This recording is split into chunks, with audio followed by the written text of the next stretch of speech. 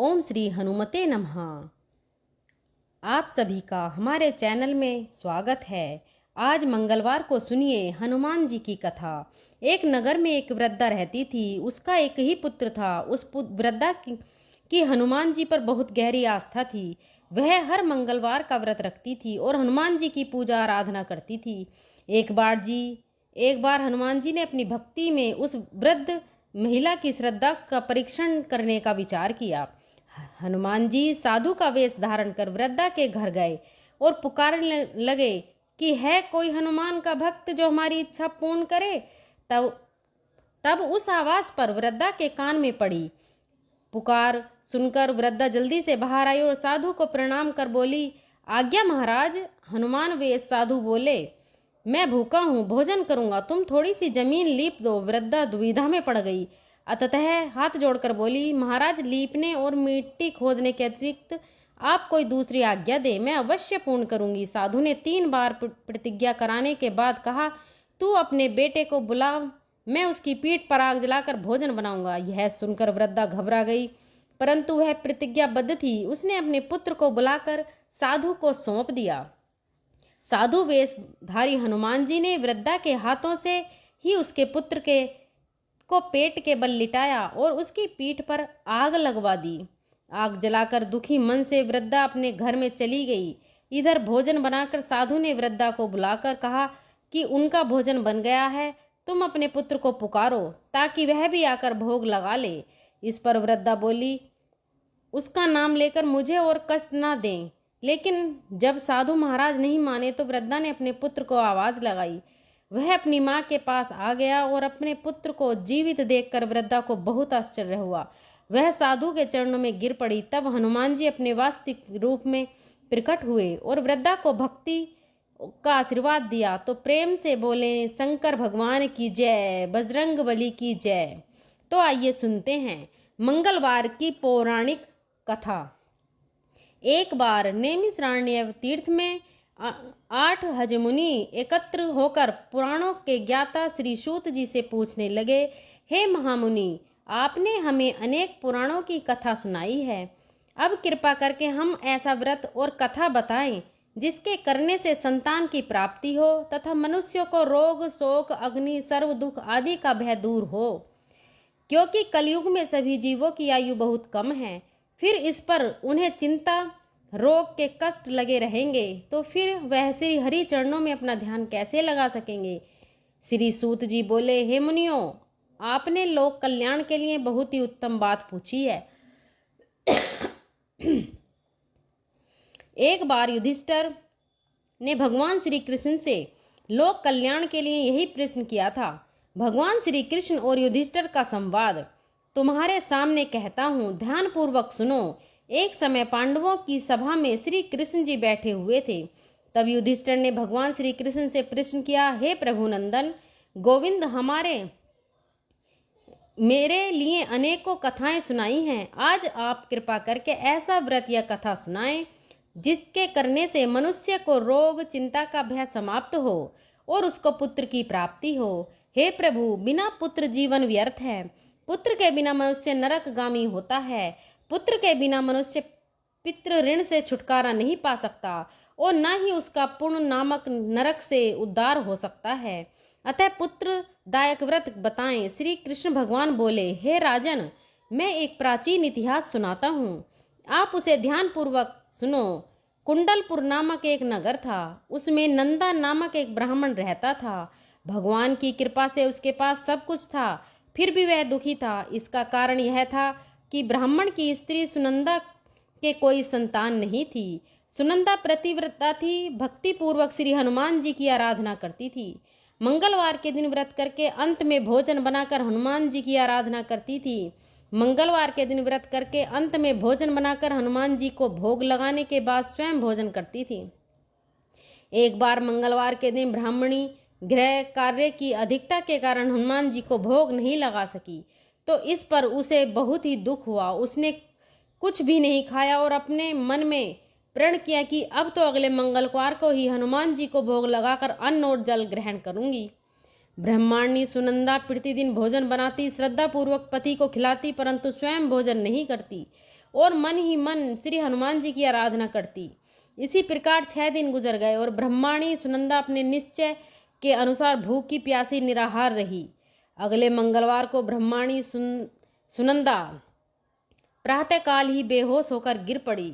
ब्रह्माणी सुनंदा की असीम भक्ति के प्रभाव से श्री हनुमान जी बहुत प्रसन्न हुए और प्रकट होकर बोले, सुनंदा, मैं तेरी भक्ति से बहुत प्रसन्न हूँ, तो उठ और वर मांग। सुनंदा अपने आराध्य देव श्री हनुमान जी को देखकर आनंद की अधिकता से विवल होकर श्री हनुमान जी के चरणों में गिरकर बोली, हे प्रभु, मेरी कोई संतान नहीं है, कृपा करके पुत्र और कन्या प्रदान करें, आपकी अति कृपा होगी। श्री महावीर जी बोले, तेरी इच्छा पूर्ण होगी, तेरे एक कन्या पैदा होगी, उसके अष्टांग प्रतिदिन सोना दिया करेंगे। इस प्रकार कहकर श्री महावीर जी अंतर्ध्यान हो गए। ब्रह्मणी सुनंदा बहुत हर्षित हुई और समाचार अपने पति से कहा। ब्राह्मण देव कन्या का वरदान सुनकर कुछ दुखी हुए, परंतु सोना मिलने की बात सुनी तो बहुत प्रसन्न हुए। उन्होंने विचार किया कि ऐसी कन्या के साथ मेरी निर्धनता भी समाप्त हो जाएगी। श्री हनुमान जी की कृपा से वह ब्रह्माणी गर्भवती हुई और देवी 10वें महीने में उसे बहुत ही सुंदर पुत्री प्राप्त हुई। यह बच्ची अपने पिता के घर में ठीक उसी तरह से बढ़ने लगी जिस प्रकार शुक्ल पक्ष का चंद्रमा बढ़ता है। 10वें दिन ब्राह्मण ने उस बालिका का नामकरण संस्कार कराया।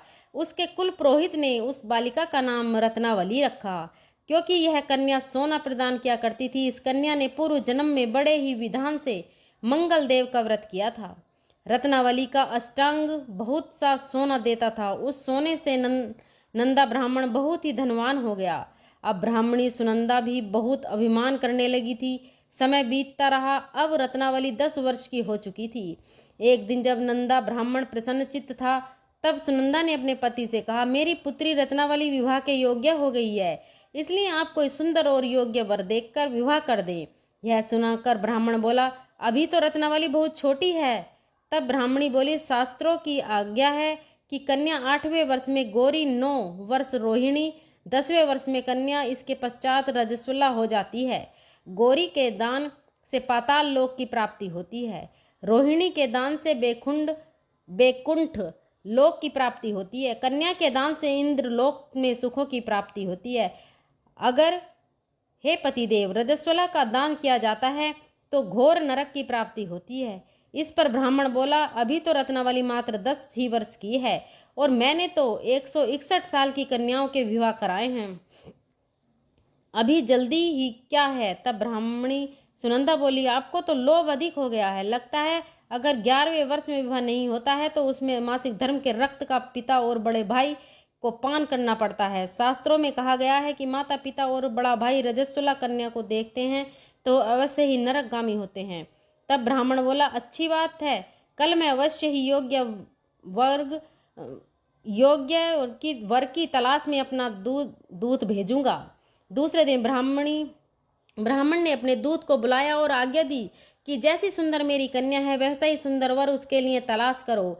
दूत अपने स्वामी की आज्ञा पाकर निकल पड़ा। पंपई नगर में उसने एक सुंदर लड़के को देखा। यह लड़का एक ब्राह्मण परिवार का बहुत गुणवान पुत्र था। इसका नाम सोमेश्वर था। दूत ने इस सुंदर और गुणवान ब्राह्मण पुत्र के बारे में अपने स्वामी को पूर्ण विवरण दिया। ब्राह्मण नंदा को भी सोमेश्वर अच्छा लगा और फिर एक शुभ मुहूर्त में विधि पूर्वक कन्यादान करके ब्राह्मण संतुष्ट हुए। परंतु ब्राह्मण के मन में तो लोभ समाया हुआ था। उसने कन्यादान तो कर दिया था पर वह बहुत ही खिन्न था।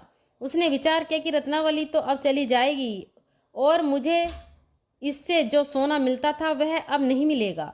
नहीं, मेरे पास जो धन था कुछ तो इसके लिए मैं खर्च हो गया और जो शेष बचा है वह कुछ ही दिनों के बाद समाप्त हो जाएगा। मैंने तो इसका विवाह करके बहुत बड़ी भूल कर दी है। अब कोई उपाय हो कि रत्नावली मेरे घर में ही बनी रहे, अपनी ससुराल न जाए। लोभ रूपी राक्षस ब्राह्मण के मस्तिष्क पर छाता जा रहा था। रात भर अपनी शैया पर बेचैनी से करवट बदलते बदलते उसने एक बहुत ही क्रूर निर्णय लिया। उसने विचार किया कि जब रत्नावली को उसका पति सोमेश्वर अपने घर के लिए जाएगा तो वह मार्ग में छिपकर सोमेश्वर का वध कर देगा और अपनी लड़की को अपने घर ले आएगा, जिससे नियमित रूप से उसे सोना भी मिलता रहेगा और समाज का कोई मनुष्य उसे दोष भी नहीं देगा। जब अगले दिन सुबह हुई तो नंदा और सुनंदा ने अपने जमाई तथा लड़की को बहुत सारा धन देकर विदा किया। सोमेश्वर अपनी पत्नी रत्नावली को लेकर ससुराल से अपने घर की तरफ चल दिया। ब्राह्मण नंदा महान लोभ के वशीभूत होकर अपनी मति को खो चुका था।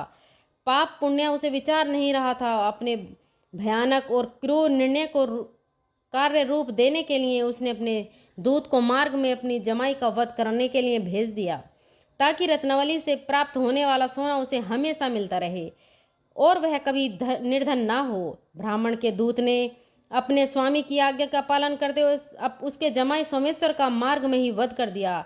समाचार प्राप्त कर ब्राह्मण नंदा मार्ग में पहुंचा और रोती हुई अपनी पुत्री रत्नावली से बोला, हे पुत्री, मार्ग में लुटेरों ने पति का वध कर दिया। भगवान की इच्छा के आगे कोई भी किसी वश नहीं चलता। अब तू घर चल, वहां पर ही रहकर शेष जीवन व्यतीत करना। जो भाग्य में लिखा है वही होगा। अपने पति की अकाल मृत्यु से रत्नावली बहुत दुखी हुई। करुण क्रंदन और रुंदन करती हुई अपने पिता से बोली, हे पिताजी, इस संसार में जिस स्त्री का पति नहीं है उसका जीवन व्यर्थ है। मैं अपने पति के साथ ही अपने शरीर को जला दूंगी और सती होकर अपने इस जन्म को माता पिता के नाम को तथा सास ससुर के यश को सार्थक करूंगी। ब्राह्मण नंदा अपनी पुत्री रत्नावली के वचनों को सुनकर बहुत दुखी हुआ। विचार करने लगा कि मैंने व्यर्थ ही जमाई वध कर दिया, पाप अपने सिर ले लिया। रत्नावली तो उसके पीछे अपने तक के को मारने के लिए तैयार है। मेरा तो दोनों तरफ से मरण हो गया। धन तो अब मिलेगा नहीं। जमाई वध के पाप के फलस्वरूप यम यातना भुगतनी पड़ेगी। यह सोचकर बहुत ही दुखी हुआ सोमेश्वर की चिता बनाई गई। रत्नावली सती होने की इच्छा से अपने पति का सिर अपनी गोद में रखकर चिता में बैठ गई। जैसे ही सोमेश्वर की चिता को अग्नि लगाई गई, वैसे ही प्रसन्न होकर मंगलदेव वहां प्रकट हुए और बोले, हे रत्नावली, मैं तेरे पति भक्ति से बहुत प्रसन्न हूँ, तू वर मांग। तब रत्नावली ने अपने पति का जीवन दान मांगा। मंगलदेव बोले, रत्नावली, तेरा पति अजर अमर है, यह महाविद्वान भी होगा और इसके अलावा तेरी जो इच्छा हो वह वर मांग। तब रत्नावली बोली, हे ग्रहों के स्वामी, यदि आप मुझ पर प्रसन्न हैं तो मुझे यह दीजिए, जो भी मनुष्य मंगलवार के दिन प्रातः काल लाल पुष्प लाल चंदन से पूजा करके आपका स्मरण करेगा, उसको रोग व्याधि आदि नहीं होंगे, स्वजनों से कभी वियोग नहीं होगा, सर्प अग्नि तथा शत्रुओं का भय नहीं रहेगा, और जो स्त्री मंगलवार का व्रत करेगी वह कभी विधवा नहीं होगी। मंगलदेव ने तथास्तु कहकर अंतर्ध्यान हो गए। सोमेश्वर मंगलदेव की कृपा से जीवित हो उठा। रत्नावली अपने पति को पुनः प्राप्त कर बहुत प्रसन्न हुई और मंगलदेव का व्रत प्रत्येक मंगलवार को करके व्रत राज और मंगलदेव की कृपा से इस लोक में सुख ऐश्वर्य को भोगते हुए अंत में अपने पति के साथ स्वर्ग लोक को गई। प्रेम से बोलिए जय हनुमान जी की, जय बजरंग बली। श्री हनुमान। आइए अब सुनते हैं श्री राम नाम की महिमा। लंकापति रावण के वध के बाद जब अयोध्यापति प्रभु श्री राम की कीर्ति दूर दूर तक फैल रही थी और वह मर्यादा पुरुषोत्तम कहलाने लगे थे, तब एक दिन महादेव शिव की इच्छा भी मर्यादा पुरुषोत्तम श्री राम से मिलने की हुई। पार्वती जी को संग लेकर महादेव जी कैलाश पर्वत से उतरकर अयोध्या नगरी के रास्ते पर चल पड़े। भगवान शिव और मां पार्वती को अयोध्या आया देखकर राम जी बहुत खुश हुए। माता जानकी ने उनका उचित आदर सत्कार किया और स्वयं भोजन बनाने के लिए रसोई में चली गईं। इस बीच भगवान शिव ने श्री राम जी से पूछा, आपके सेवक हनुमान जी दिखाई नहीं दे रहे हैं? तब श्री राम बोले, वे बगीचे में हैं। शिव जी श्री राम जी से बगीचे में जाने की अनुमति मांगी और पार्वती जी का हाथ थामकर बगीचे में आ गए। बगीचे की खूबसूरती देखकर उनका मन मोहित हो गया। आम के एक घने वृक्ष के नीचे हनुमान जी दीन दुनिया से बेखबर गहरी नींद में सोए हुए थे और एक लय में खर्राटों में राम नाम की ध्वनि उठ रही थी। चकित होकर शिवजी और माता पार्वती एक दूसरे की ओर देखने लगे। माता पार्वती मुस्कुरा उठी और वृक्ष की डालियों की ओर इशारा किया। राम नाम सुनकर पेड़ की डालियां भी झूमने लगी थीं और इनके बीच में से भी राम नाम उच्चारित हो रहा था। शिवजी इस राम नाम की धुन में मस्त मगन होकर खुद भी राम राम कहकर नाचने लगे। माता पार्वती जी भी अपने पति का अनुसरण किया और अपने कोमल पैर थिरका लगी। शिवजी और माता पार्वती जी की नृत्य से ऐसी झनकार उठी कि स्वर्ग लोक के देवता गण भी आकर्षित होकर बगीचे में आ गए और राम नाम की धुन में सभी मस्त हो गए। माता जानकी भोजन तैयार करके प्रतीक्षा कर रही थी, परंतु संध्या घिरने पर भी अतिथि नहीं पधारे। तब अपने देवर लक्ष्मण जी को बगीचे में भेजा। लक्ष्मण जी तो स्वयं को श्री राम का सेवक ही मानते थे, इसलिए बगीचे में आकर जब उन्होंने धरती पर स्वर्ग का नज़ारा देखा तो स्वयं भी राम नाम की धुन में झूम उठे। महल में माता जानकी जी परेशान हो चुकी थीं। अभी तक भोजन ग्रहण करने कोई भी नहीं आया।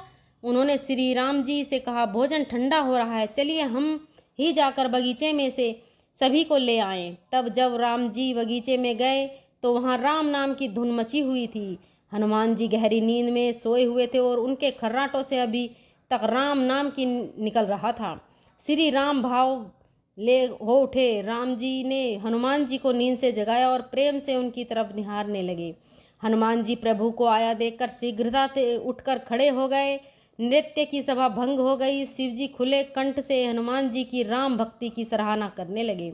हनुमान जी कुचाए लेकिन मन ही मन खुश हो रहे थे। श्री सिया राम ने भोजन कराने का आग्रह भगवान शिव जी से किया।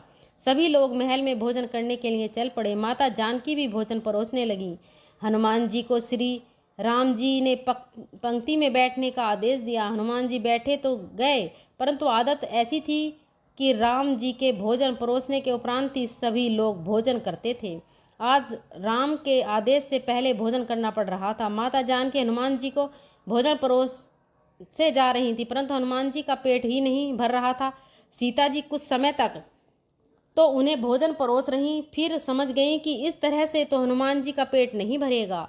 उन्होंने तुलसी के एक पत्ते पर राम नाम लिखा और भोजन के साथ हनुमान जी को परोस दिया। तुलसी पत्र खाते ही हनुमान जी को संतुष्टि मिली और वह भोजन खाकर उठ खड़े हुए। भगवान शिव शंकर ने प्रसन्न होकर हनुमान जी को आशीर्वाद दिया कि आपकी राम भक्ति युगों युगों तक याद की जाएगी और आप संकट मोचन के नाम से जाने जाएंगे। आइए अब सुनते हैं राम नाम की महिमा की दूसरी कहानी। महादेव जी एक बार बिना कारण के किसी को प्रणाम करते देखकर पार्वती जी ने पूछा, आप किसी को प्रणाम करते रहते हैं? तब शिवजी ने अपनी धर्म पत्नी पार्वती जी से कहा कि हे देवी, जो व्यक्ति एक बार राम कहता है उसे मैं 3 बार प्रणाम करता हूँ। पार्वती ने एक बार शिवजी से पूछा, आप शमशान में क्यों जाते हैं और यह चिता की भस्म शरीर पर क्यों लगाते हैं? उसी समय शिवजी पार्वती जी को शमशान ले गए। वहां एक सब अंतिम संस्कार के लिए गया। राम नाम सत्य है कहते हुए सब को ला रहे थे। शिवजी ने कहा कि देखो पार्वती, इस शमशान की ओर जब लोग आते हैं तो राम नाम का स्मरण करते हुए आते हैं और इस सब की निमित्त से कई लोगों के मुख से मेरा अति प्रिय दिव्य राम नाम निकलता है। उसी को सुनने मैं शमशान में आता हूँ और इतने लोगों के मुख से राम नाम का जप करवाना मैं निमित्त बनने वाले सब का मैं सम्मान करता हूँ, प्रणाम करता हूँ और अग्नि में जलने के बाद उसकी भस्म को अपने शरीर पर लगा लेता हूँ। राम नाम बुलवाने वाले के प्रति मुझे इतना प्रेम है। एक बार शिवजी कैलाश पर पहुंचे और पार्वती जी से भोजन मांगा। तब पार्वती जी विष्णु सहस्त्र नाम का पाठ कर रही थी। पार्वती जी ने कहा, अभी पाठ पूरा नहीं हुआ, कृपया थोड़ी देर प्रतीक्षा कीजिए। तब शिवजी ने कहा कि इससे तो समय और श्रम दोनों लगेंगे। संत लोग जिस तरह से सहस्त्र नाम को छोटा कर लेते हैं और नित्य जपते हैं, वैसा उपाय कर लो। तो पार्वती जी ने पूछा, वो उपाय कैसे करते हैं, मैं सुनना चाहती हूँ। तो शिवजी ने बताया, केवल एक बार कह लो, तुम्हें सहस्त्र नाम भगवान के 1000 नाम लेने का फल मिल जाएगा। एक राम नाम 1000 दिव्य नामों के समान है। तब पार्वती जी ने वैसा ही किया। भगवान बोले, श्री राम राम रमेति रमे रामे मनोरमे सहस्त्र नाम तत्तुल्य राम नाम वरानने। यह राम नाम सभी आपदाओं को हरने वाला, सभी संपदा को देने वाला दाता है, सारे संसार को विश्राम या शांति प्रदान करने वाला है। इसलिए मैं इसे बार बार प्रणाम करता हूँ। भव सागर की सभी समस्याओं और दुखों की बीजों को भूज के रख देने वाला, समूल नष्ट कर देने वाला, सुख संपत्तियों अर्थ को अर्जित करने वाला, यमदूतों को खदेड़ने वाला केवल राम नाम का जप है। इसलिए प्रयास पूर्व स्वयं भी राम नाम जपते रहना चाहिए और दूसरों को भी प्रेरित करके राम नाम जपना चाहिए। इससे अपना और दूसरों का तुरंत कल्याण हो जाता है। यही सबसे सुलभ और अचूक उपाय है। इसलिए हमारे देश में प्रणाम राम राम कहकर ही किया जाता है। आइए अब सुनते हैं बिल्व वृक्ष की महिमा। एक बार नारद जी भोलेनाथ जी की स्तुति करके पूछा कि प्रभु, आपको प्रसन्न करने के लिए सबसे उत्तम और सुलभ साधन क्या है? हे त्रिलोकनाथ, आप तो निर्विकार और निष्काम हैं, आप सहज ही प्रसन्न हो जाते हैं। फिर भी मेरे जानने की इच्छा है कि आपको क्या प्रिय है। तब शिवजी बोले, नारद जी, वैसे तो मुझे भक्त के भाव सबसे प्रिय हैं, फिर भी आपने पूछा है तो मैं बताता हूँ। मुझे जल के साथ साथ बिल्व पत्र बहुत प्रिय हैं। जो अखंड बिल्व पत्र मुझे श्रद्धा से अर्पित करते हैं, मैं उन्हें अपने लोक में स्थान देता हूँ। नारद जी भगवान शंकर और माता पार्वती की वंदना करके अपने लोक को चले गए। उनके जाने के पश्चात पार्वती जी शिवजी से पूछा कि हे प्रभु, मेरी यह जानने की बड़ी तीव्र इच्छा हो रही है कि आपको बेलपत्र इतने प्रिय क्यों हैं। कृपा करके मेरी जिज्ञासा को शांत कीजिए। तब शिवजी बोले, हे शिवे, बिल्व के पत्ते मेरी जटा के समान हैं। उसका त्रिपत्र यानी 3 पत्ते ऋग्वेद, यजुर्वेद और सामवेद हैं। शाखाएं समस्त शास्त्र का स्वरूप हैं। बिल्व वृक्ष को आप पृथ्वी का कल्प वृक्ष समझे, जो ब्रह्मा विष्णु और शिव स्वरूप है। पार्वती स्वयं लक्ष्मी जी ने शैल पर्वत पर बिल्व वृक्ष रूप में जन्म लिया था। इस कारण भी बेल का वृक्ष मेरे लिए अति प्रिय है। महालक्ष्मी जी ने बिल्व का रूप धरा। यह सुनकर पार्वती जी कौतूहल में पड़ गईं और पार्वती जी कौतूहल से उपजी जिज्ञासा को रोक न पाई। उन्होंने पूछा, देवी लक्ष्मी ने आखिर बिल्व वृक्ष का रूप क्यों लिया? आप ये कथा विस्तार से कहें। तब भोलेनाथ ने देवी पार्वती जी को कथा सुनाना आरंभ किया। हे देवी, सतयुग में ज्योति रूप में मेरे अंश का रामेश्वर लिंग था। ब्रह्मा आदि देवों ने उसका विधिवत पूजन अर्चन किया तथा इसका परिणाम यह हुआ कि मेरे अनुग्रह से वाणी देवी सबकी प्रिय हो गईं। हे भगवान, विष्णु को सतत प्रिय हो गई मेरे प्रभाव से भगवान केशव के मन में वाग देवी के लिए जितनी प्रीति उत्पन्न हुई, वह स्वयं लक्ष्मी जी को नहीं, भाई लक्ष्मी देवी का श्री हरि के प्रति मन में कुछ दुराव पैदा हो गया। वह चिंतित और रुष्ट होकर चुपचाप परम उत्तम श्री शैल पर्वत पर चली गई। वहां उन्होंने तप करने का निश्चय किया और उत्तम स्थान का चयन करने लगी। महालक्ष्मी ने उत्तम स्थान का निश्चय करके मेरे लिंग विग्रह की उग्र तपस्या प्रारंभ की। उनकी तपस्या कठोरतम होती जा रही थी। हे परमेश्वरी, कुछ समय के बाद महालक्ष्मी जी ने मेरे लिंग विग्रह से थोड़ा ऊर्ध्व में एक वृक्ष का रूप धारण कर लिया। अपने पत्तों और पुष्प द्वारा निरंतर मेरा पूजन करने लगी। इस तरह महालक्ष्मी जी ने लाखों वर्ष तक घोर आराधना की। अतः उन्हें मेरा अनुग्रह प्राप्त हुआ। मैं वहां प्रकट हुआ और देवी से इस घोर तप की आकांक्षा पूछकर वर देने को तैयार हुआ। महालक्ष्मी जी ने मांगा कि श्री हरि के हृदय में मेरे भाव से वाग देवी के लिए जो स्नेह हुआ है वह समाप्त हो जाए। तब शिवजी बोले, मैंने महालक्ष्मी जी को समझाया, श्री हरि के हृदय में आपके अतिरिक्त किसी और के लिए कोई प्रेम नहीं है। वाग देवी के प्रति उनका प्रेम नहीं अपितु श्रद्धा है। यह सुनकर लक्ष्मी जी प्रसन्न हो गईं और पुनः श्री विष्णु के हृदय में स्थित होकर निरंतर उनके साथ विहार करने लगीं। हे पार्वती, महालक्ष्मी के हृदय का एक बड़ा विकार इस प्रकार दूर हो गया। इस कारण हरि प्रिया उसी वृक्ष रूप में सर्वदा अतिशय भक्ति से भरकर यत्न पूर्वक मेरी पूजा करने लगी हैं। हे पार्वती, इसी कारण विश्व का वृक्ष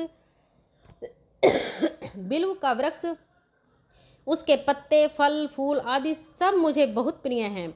मैं निर्जन स्थान में बिल्वपत्र का आश्रय लेकर रहता हूँ। बेल वृक्ष को सदा सर्व तीर्थ में एवं सर्व देवम मानना चाहिए। बिल्वपत्र, फूल, बिल्व वृक्ष अथवा बिल्व काष्ठ के चंदन से जो मेरा पूजन करता है वह भक्त मेरा अति प्रिय है। बिल्व वृक्ष को शिव के समान ही समझो, वह मेरा शरीर है। जो बिल्व पर चंदन से मेरा नाम अंकित करके मुझे अर्पण करता है, मैं उसे सभी पापों से मुक्त करके अपने लोक में स्थान देता हूँ। हे देवी, उस व्यक्ति को स्वयं लक्ष्मी जी भी नमस्कार करती हैं जो मेरा पूजन करते हैं। जो बिल्व मूल से प्राण छोड़ता है उसको रुद्र देह प्राप्त होता है और ऐसे मनुष्य पर सदैव ही माता लक्ष्मी की कृपा रहती है और साथ ही साथ भगवान नारायण की कृपा भी उन पर सदैव बनी रहती है। प्रेम से बोलिए भगवान शिव और माता पार्वती की जय। आइए सुनते हैं मंगलवार को सुनी जाने वाली मंगला गौरी माता की पौराणिक कथा।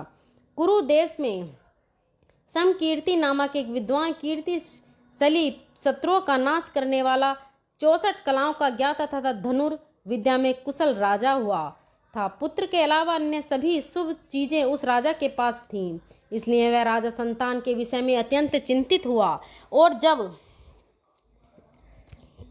ध्यान पूर्वक देवी की आराधना करने लगा तब उसकी कठोर तपस्या से देवी प्रसन्न हो गई और उससे यह वचन बोली कि हे सुव्रत वर मांगो। तब श्रुति कीर्ति बोला, हे देवी, यदि आप मुझ पर प्रसन्न हो तो मुझे सुंदर पुत्र दीजिए।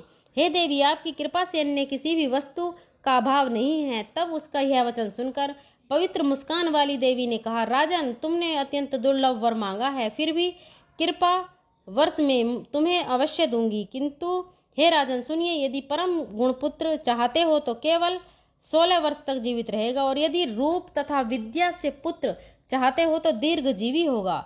देवी का यह वचन सुनकर राजा चिंतित हो उठा और पुनः अपनी पत्नी से परामर्श करके उसने गुणवान तथा सभी शुभ लक्षणों से संपन्न 16 वर्ष की आयु वाला पुत्र मांगा।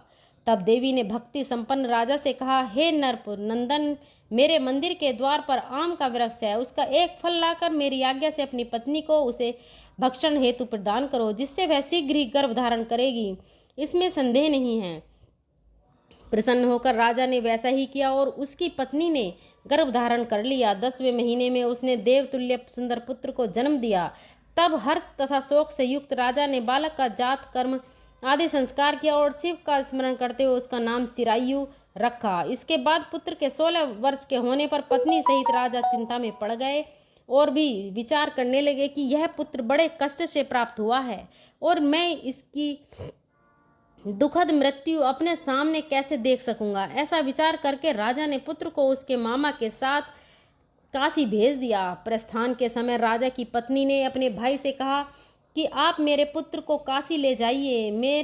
मैंने भगवान मृत्यु जैसे पूर्व में पुत्र के लिए प्रार्थना की थी और कहा था कि विशेश्वर जब जगतपति की यात्रा के लिए मैं उस पुत्र को अवश्य भेजूंगी। अतः आप मेरे पुत्र को आज ही ले जाइए और सावधानी पूर्वक इसकी रक्षा कीजिएगा। अपनी बहन की यह बात सुनकर भांजे के साथ वह चल पड़ा, किंतु कई दिनों तक चलते चलते वह आनंद नामक नगर में पहुंचा। वहां सभी प्रकार की समृद्धि से संपन्न वीरसेन नाम वाला राजा रहता था। उस राजा की एक सर्व लक्षण संपन्न युवावस्था प्राप्त मनोहर और रूप लावण्य में मंगला गौरी नामक कन्या थी। उत्तम सौंदर्य अभिवृत्ति को प्राप्त वह कन्या किसी समय सखियों के साथ नगर के उपवन में क्रीड़ा करने के लिए गई हुई थी। उसी समय वह चिरायु तथा उसका मामा वे दोनों वहीं पर पहुंच गए और उन्होंने कन्याओं को देखने की लालसा से वहीं विश्राम करने लगे। इसी बीच विनोद पूर्वक क्रीड़ा करती हुई उन कन्याओं में से किसी एक ने कुपित होकर राजकुमारी को राणा यह कुवचन कह दिया। तब उस अशुभ वचन को सुनकर राजकुमारी ने कहा कि तुम अनुचित बातें क्यों बोल रही हो? मेरे कुल में तो इस प्रकार की कोई नहीं है। मंगला गौरी की कृपा से तथा उनके व्रत के प्रभाव से विवाह के समय जिसके सर पर मेरे हाथ के अक्षत पड़ेंगे, हे सखी, वह यदि अल्पायु वाला भी होगा तो भी चिरंजीवी हो जाएगा। इसके बाद वे सभी कन्याएं अपने अपने घर चली गईं। उसी दिन राजकुमारी का विवाह था। बालिका देश के दृढ़ धर्मा नामक राजा के सुकेत नाम वाले पुत्र के साथ उसका विवाह निश्चित किया गया था। वह सुकेत विद्वान, कुरूप तथा बहरा था। तब सुकेत के साथ आए हुए उन लोगों ने विचार किया कि इस समय कोई दूसरा श्रेष्ठ वर ले जाना चाहिए और विवाह संपन्न हो जाने के बाद वहां सुकेत पहुंच जाए। तो उन लोगों ने चिरायु के मामा के पास जाकर याचना की, आप इस बालक को हमें दे दीजिए जिससे हमारा कार्य सिद्ध हो जाए। इस पृथ्वी पर परोपकार के समान दूसरा कोई धर्म नहीं है। तब उनकी बात सुनकर चिरायु का मामा मन ही मन बहुत प्रसन्न हुआ, क्योंकि इसने उपवन में पहले ही कन्या मंगला गौरी की बात सुन ली थी। फिर भी उसने एक बार कहा कि आप लोग इसे किस लिए मांग रहे हैं? कार्य की सिद्धि हेतु वस्त्र अलंकार आदि मांगे जाते हैं, वर तो नहीं मांगा जाता। तथापि आप लोगों को सम्मान रखने के लिए मैं इसे दे रहा हूँ। इसके बाद चिरायु को वहां ले जाकर उन लोगों ने विवाह संपन्न कराया। सप्तपदी आदि के हो जाने पर रात्रि में शिव पार्वती की प्रतिमा के समक्ष उस चिरायु ने हर्ष युक्त होकर मंगला गौरी के साथ शयन किया। उसी दिन चिरायु के 16 वर्ष पूर्ण हो चुके थे और अर्धरात्रि में साक्षात काल सर्प रूप में वहां आ गया। इसी बीच संयोग वर्ष राजकुमारी जाग गई। उसने उस महासर्प को वहां देखा और वह भय से व्याकुल होकर कांपने लगी। तभी उस कन्या ने धैर्य धारण किया, 16 उपचारों से सर्प की पूजा की और पीने के लिए उसे दूध दे दिया। उसने दीनता भरी वाणी से उस सर्प की प्रार्थना की और स्तुति की। मंगला गौरी प्रार्थना करने लगी कि मैं उत्तम व्रत करूंगी जिससे मेरे पति जीवित रहें, यह जिस तरह से चिरकाल तक जीवित रहें, आप वैसा कीजिए। इतने में सर्प वहां स्थित एक कमंडल में प्रवेश कर गया। उस मंगला गौरी ने अपनी कंचुकी से उस कमंडल का मुंह बांध दिया। इसी बीच उसका पति अंगड़ाई लेकर जाग गया और अपनी पत्नी से बोला, हे प्रिय, मुझे भूख लगी है। तब वह अपनी माता के पास जाकर खीर लड्डू आई और उसके द्वारा दिए गए भोज्य पदार्थ को उसने प्रसन्न मन होकर खाया। भोजन के बाद हाथ धोते समय उसके हाथ से अंगूठी गिर पड़ी। तांबुल खाकर वह पुनः सो गया। उसके बाद मंगला गौरी कमंडल को फेंकने के लिए जाने लगी। विधि की कैसी गति है कि उस कमंडल में से बाहर की ओर जगमग करती हुई हार कांति देखकर वह आश्चर्यचकित हो गई। घट में स्थित उस हार को उसने अपने कंठ में धारण कर लिया। इसके बाद कुछ रात शेष रहते ही चिरायु का मामा आकर उसे ले गया। इसके बाद वर पक्ष के लोग सुकेत को वहां ले आए। उसे देखकर मंगला गौरी ने कहा कि यह मेरा पति नहीं है। तब उन सभी ने उससे कहा कि हे सुबह, तुम यह क्या बोल रही हो? यह तुम्हारा कोई परिचारक हो तो उसे हम लोगों को बताओ। मंगला गौरी बोली, जिसने रात में 9 रत्नों से बनी अंगूठी दी है, उसकी उंगली में से डालकर परिचायक निशानी देख ले। मेरे पति ने रात्रि में मुझे जो हार दिया था उसके रत्नों का समुदाय कैसा है, उस बातों को यह बताए। यह तो कोई अन्याय है। इसके अलावा रात में परस्पर भाषण तथा भोजन आदि जो कुछ किया गया था उसमें भी यह बता दे। तब यह निश्चय ही मेरे पति हैं। इस प्रकार उसका वचन सुनकर सभी ठीक ठाक कहने लगे, किंतु जब एक भी बात न मिली तब सभी ने सुकेत को उसका पति होने से निषिद्ध कर दिया और वर पक्ष वाले जिस तरह से आए थे वहीं से चले गए। उसके बाद अपने वंश को बढ़ाने वाली महान यश से संपन्न तथा परम मंत्री मंगला गौरी के पिता ने अन्न पान आदि का सत्र चलाया। उन्होंने वर पक्ष का वृतांत कानो कान सुन लिया कि स्वरूप से कुरूप होने के कारण लोगों के द्वारा की गई किसी अन्य को वर के रूप में आदर पूर्वक लाया गया था। तब उन्होंने अपनी कन्या को पर्दे के भीतर बिठा दिया। उसके बाद 1 वर्ष बीतने पर यात्रा करके चिरायु अपने मामा के साथ यह देखने आया कि विवाह के बाद वह वहाँ क्या हुआ था। तब भीतर से उसे देखकर वह मंगला गौरी अत्यंत प्रसन्न हुई और माता पिता से बोली कि मेरे पति आ गए हैं। तब राजा ने अपने स्वजनों को बुलाकर पूर्व में कहे गए सभी परिचयों को निशानी देकर मंद मुस्कान वाली अपनी कन्या चिरायु को सौंप दी। राजा ने शिष्ट जनों को साथ लेकर विवाह का उत्सव कराया। इसके बाद राजा वीर सिंह सहस्त्र आभूषण आदि सेना, घोड़े, रथ, अन्य भी बहुत सी सामग्रियां देकर उन्हें विदा किया। उसके बाद कुल को आनंदित करने वाला वह चिरायु पत्नी तथा मामा को साथ लेकर सेना के साथ अपने नगर पहुंचा। लोगों के मुख से उसे आया हुआ सुनकर उसके माता पिता को विश्वास नहीं आया। उन्होंने सोचा कि प्रारब्ध अन्यथा कैसे हो सकता है। इतने में वह अपने माता पिता के पास आ गया और स्नेह से परिपूर्ण वह चिरायु भक्ति पूर्वक उनके चरणों में गिर पड़ा। तब अपने पुत्र का मस्तक चूमकर उन दोनों ने परम आनंद प्राप्त किया। पुत्र वधू मंगला गौरी ने भी सास ससुर को प्रणाम किया। तब सास उसे अपनी गोद में बिठाकर सारा वृतांत शीघ्रता पूर्वक पूछने लगी। हे महामुनि, तब पुत्र वधू ने भी मंगला गौरी के उत्तम व्रत, महात्म्य तथा जो कुछ घटित हुआ था वह सब वृतांत बताया। जो कोई भी इसका श्रवण करता है या जो इसे कहता है, इसे सुनता है, उसके सभी मनोरथ पूर्ण हो जाते हैं, इससे संदेह नहीं है। प्रेम से बोलिए मंगला गौरी माता की जय। आपको यह मंगलवार व्रत कथा कैसी लगी प्लीज़ कमेंट करके बताइए और अगर अच्छी लगी हो तो वीडियो को लाइक करिए, चैनल को सब्सक्राइब करिए, वीडियो को शेयर कीजिए और कमेंट बॉक्स में हर हर महादेव, जय बजरंगबली, जय माँ मंगला गौरी अवश्य लिखिए। धन्यवाद।